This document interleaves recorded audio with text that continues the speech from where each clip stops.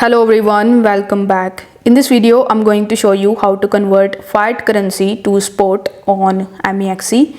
So it's a very simple and easy thing to do. First of all, you need to launch your MEXC mobile application and then you need to log into your account.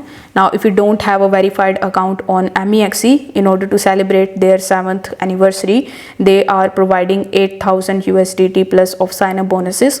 So if you create your account with the link that is given in the description, you will increase your chances of getting this sign-up bonus in your account. So once you are in your MEXC account, simply tap on the wallets option in the bottom right hand corner of the screen.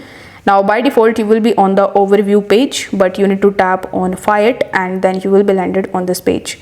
Over here tap on the transfer option and this is your fiat, where in the from section it will be spot and in the to section it will be fiat. But since you want to convert from fiat to spot, you need to tap on this arrow option so that fiat could come on from, and in the to section we would have spot. So it should look something like this.